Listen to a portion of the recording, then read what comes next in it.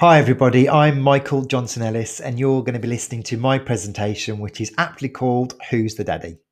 So, I'm here to talk and to represent my organisation, which is Two Dads UK. Two Dads UK started life as a blog and as a Facebook and Instagram account. I want to talk about my journey to become a parent through surrogacy with my husband, Wes. So let me just give you the lowdown of my motley crew, just seen here on my right. So I'm married to Wes. We've been married since 2014 and we've been together since 2012. We have two children together, Tallulah, who's 3, and Duke is 10 months old. These are my family here on the right. Wes also has a 15-year-old daughter from a previous marriage, and her name's Katie. So we set Two Dads UK up to essentially destigmatise same-sex parenting, but also be an advocate of UK fertility treatment and surrogacy, to myth bust essentially, and to destigmatise some of the fears with regards to surrogacy and what that journey looked like. Surrogacy in the UK is perfectly legal. It's underpinned by the Surrogacy Arrangements Act of 1985. And whilst that law's outdated, it is currently being reformed, thankfully. And that consultation period ended in October last year. We're just waiting for the findings of that consultation period. And it's thought that the new law will be being discussed or certainly debated in the House of Lords in the next 12 to 18 months to be implemented by about 2024. Some of you may already know that children born through surrogacy, the surrogate is classed as the legal mother when that child is born. And if she's married, her husband is classified as the legal father. And we have to go through a process called a parental order to become the legal parents of our children through surrogacy. It's a bonkers piece of complex legislation and quite frankly shouldn't exist. These are our biological children, but we're not legally recognised as the parents. So the parental order process is applied when the children are 6 weeks and 1 day old. That process tends to take 2 to 3 months. And by the child's 4 months old, then you go to court and then you're recognised as that legal parent. Now, in that interim, that child still comes and lives with us, and the entire process is exactly as what a regular birth would look like. In fact, the treatment should be no different. But what we have found is that there's varying policy from trust to trust in terms of how and when their policy was last updated. It's part of the work that we've been doing to help educate NHS policy writers with adopting the latest guidance that we helped write back in 2018, which was in relation to guidance for healthcare professionals for the care of surrogates and intended parents. However, we conducted a Freedom of Information search last summer, and the number of NHS trusts that had adopted this guidance was low. So we have wanted to speak to policy writers and chief executives of every NHS trust to ensure that new policy is written.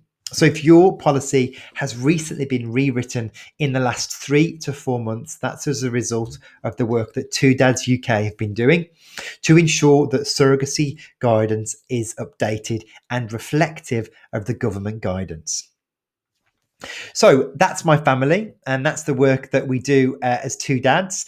I do have a slide which talks about our entire history and how we met our surrogate.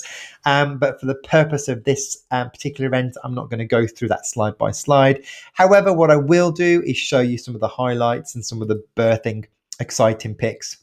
So in 2016, we had our first embryo transfer, and that resulted in the gorgeous birth of Tallulah in October 2016.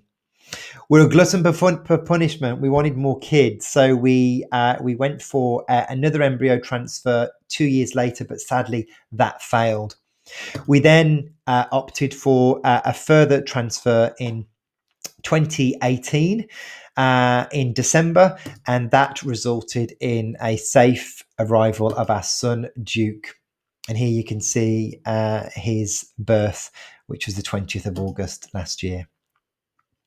One of the other pieces of information that I wanted to share with you is that you may know there's 2 types of surrogacy. You've got traditional surrogacy, which is often home insemination.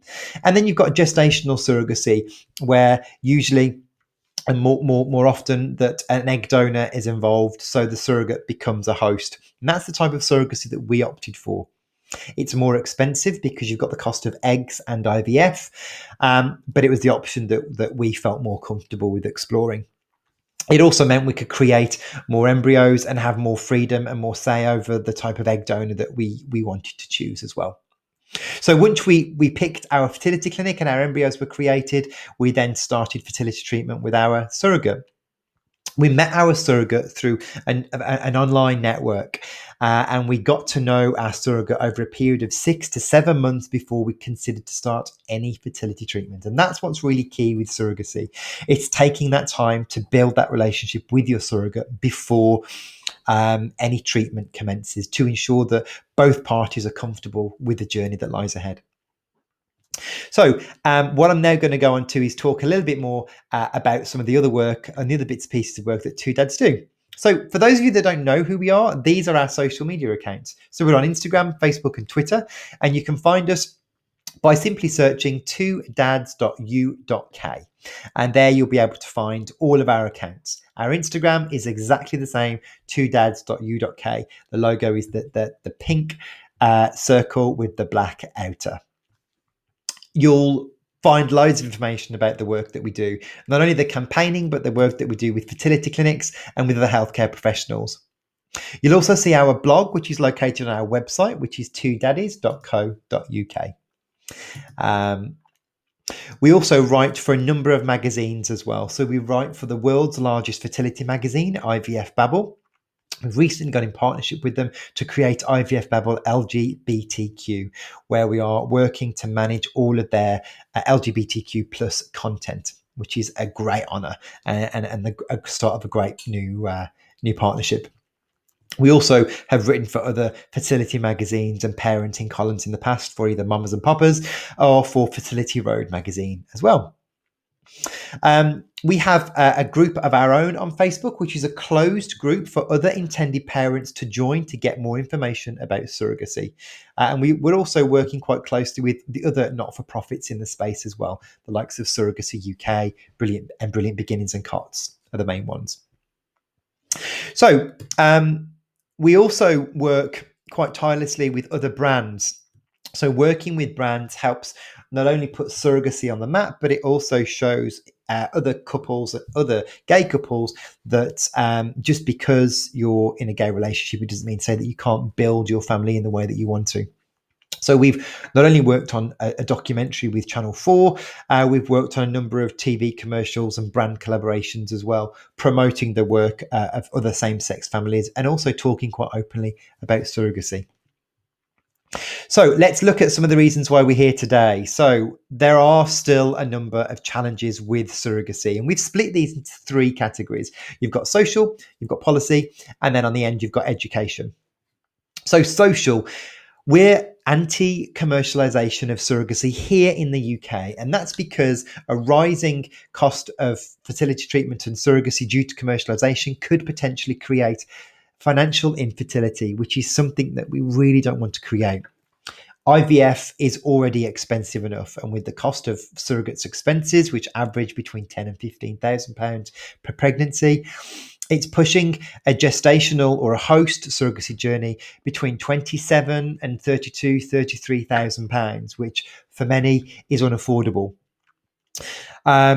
So there's also frustrating elements with the social aspects of what we do, and that's ensuring that the current legal process is fit for purpose.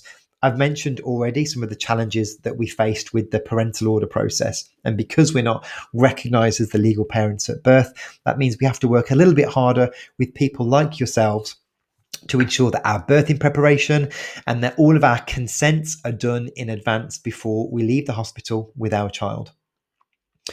There's also a lack of representation for some and for most same-sex families by global brands. And as I mentioned, we're working with the media to ensure that families like ours are represented.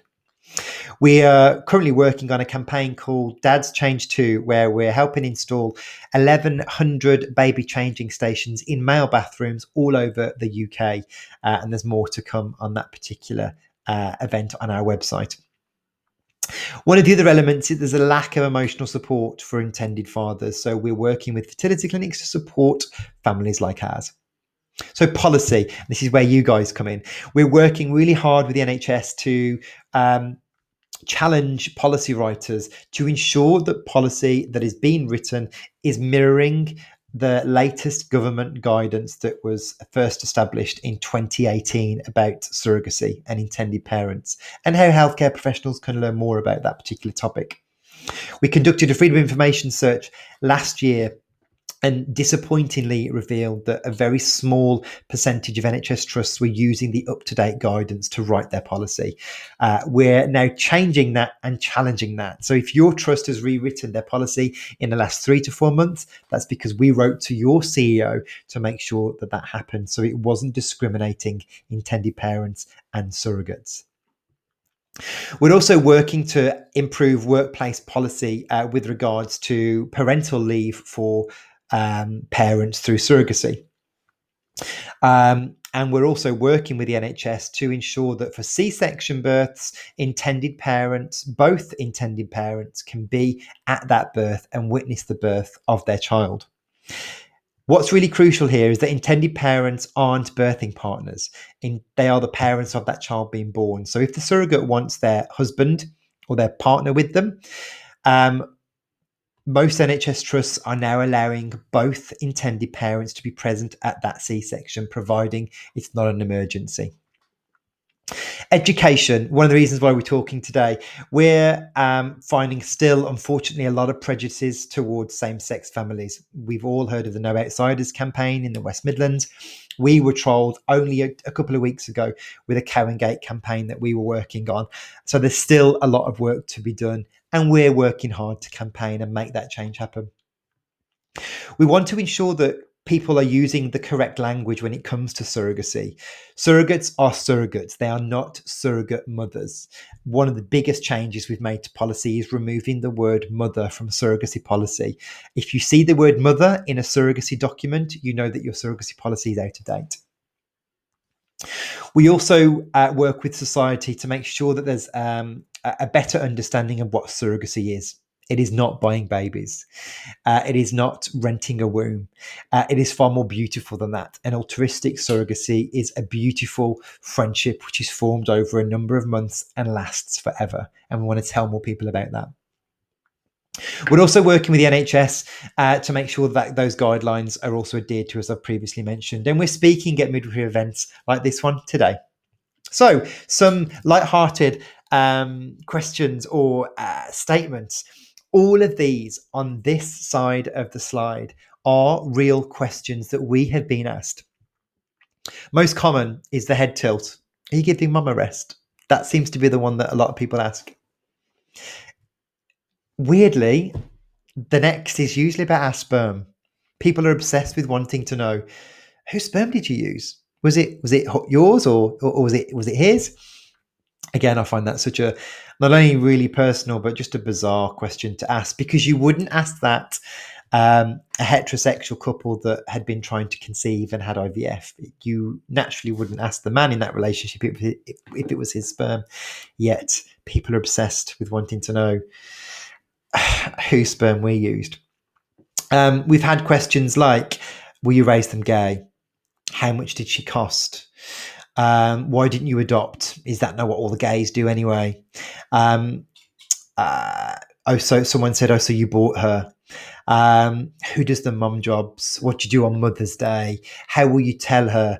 All of these equally have great elements to them, but I just wanted to share them as a final slide to show some of the things to say and some of the things not to say. That's all from me. If you want more information, head over to our website, which is twodaddies.co.uk, or you can email me at info@twodaddies.co.uk, or find our Facebook and Instagram account, twodads.u.k. It's been a pleasure today. Thank you very much, and I hope you've enjoyed this presentation. All the best. Take care. Enjoy the conference.